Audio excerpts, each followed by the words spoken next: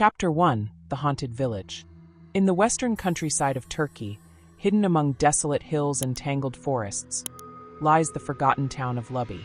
What was once a lively village, filled with the sounds of merchants, children, and prayers, is now nothing more than a decayed skeleton of stone houses and collapsing roofs. The streets are eerily silent. The air is thick with an unsettling stillness. But Lübbey is not empty. At night, whispers slither through the cracks of old buildings. Dark shapes move behind broken windows. Those who enter feel an unseen presence watching, waiting. Many say the village is cursed, abandoned not by choice but out of fear. The last remaining families fled in terror, leaving behind everything they owned. What made them run? What lurks in the ruins of Lübbey? And more importantly, is it still there? Chapter 2: The Curse begins. Lübbey had always been a quiet, self-sufficient village. But strange things started happening, things no one could explain. At first, it was small occurrences, doors creaking open by themselves, farm animals refusing to go near certain areas, shadows appearing where there were no people. But then the whispers started. Late at night, villagers would hear voices outside their homes, soft murmurs speaking in a language they didn't understand. Some described it as a prayer. Others said it sounded like someone begging for help. But whenever they checked, there was nothing there.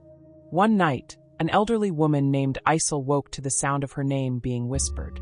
The voice was deep, hollow, and inhuman. She lit a candle and slowly walked toward her door. As she reached for the handle, a shadow passed by the window. She froze. Something was standing outside. Isel called out, thinking it was a lost traveler. No one answered. She opened the door, but the street was empty. That night she didn't sleep. The next morning, her neighbor found her sitting on her doorstep, eyes wide with terror, unable to speak. She never spoke again. After that, the fear spread like wildfire. Chapter 3: The Vanishing People. People started disappearing. A shepherd named Murat went missing while tending his flock. His family searched the entire village, but he was nowhere to be found. 3 days later, his wife heard scratching at their door. When she opened it, she screamed. Murat was standing outside, his clothes torn, his skin pale as death. His eyes were completely black. He didn't speak. He didn't blink. He simply stood there, staring at her. Terrified, she backed away. That's when he finally moved, not like a human, but like a puppet, jerking forward unnaturally. She slammed the door shut and locked it. The scratching started again. This time, it came from inside the house. By sunrise, Murat was gone.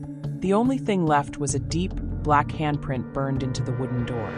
His wife packed her belongings and left Lübbey forever. After that, no one dared to go out at night. But the curse was only getting stronger. Chapter 4: The Face in the Well. One of the most chilling stories of Lübbey comes from a group of hikers who dared to explore its ruins. They arrived at sunset, cameras ready, hoping to capture something paranormal. As they walked through the silent village, they felt a suffocating pressure, as if something heavy was pushing down on them. One of them, a woman named Elif, felt drawn to an old stone well behind the mosque. It was covered in moss, the rope long decayed. Something about it made her skin crawl. She peered over the edge, shining her flashlight inside. The light revealed a deep black void, and then a face. It was pale and expressionless, staring up at her from the darkness. Its mouth was open, but no sound came out. Elif screamed and stumbled backward. The others ran to her, but when they looked inside the well, it was empty. But something had changed. The atmosphere around them had shifted. The air was thicker, heavier. Something was awake. They decided to leave immediately. But as they walked through the village, they realized the houses weren't in the same place anymore. The streets had shifted. The exit they had come through was gone. Lübbey wasn't letting them go. Chapter 5: The Trapped Souls. The hikers tried to remain calm, but as darkness fell, the whispers began. At first, they were faint, a soft humming sound like a chant. But then they grew louder. One of the men, Sem, suddenly froze in place. His eyes rolled back, and he started muttering in a deep, ancient language. His body lifted slightly off the ground, as if unseen hands were holding him. Elif screamed his name, shaking him. When he collapsed to the ground, he gasped for air, his eyes filled with terror. "I saw them," he whispered. "They're here, watching us." They ran. As they sprinted through the village, shadows moved in the windows. Doors slammed shut on their own. Figures appeared in the alleyways, featureless and silent. Then Elif heard her own voice calling her name. From inside one of the abandoned houses. She stopped. Her own voice was coming from the darkness. A pale hand reached out from the doorway. That was the last thing she remembered before everything went black. Chapter 6: Escaping the Nightmare. When Elif woke up, the sun was rising. She was lying in the middle of the village square. Sem and the others were around her, unconscious. The village was silent again. They didn't question it. They ran. As they reached the road, Elif turned back one last time. A tall, skeletal figure stood at the edge of the village. It had no face.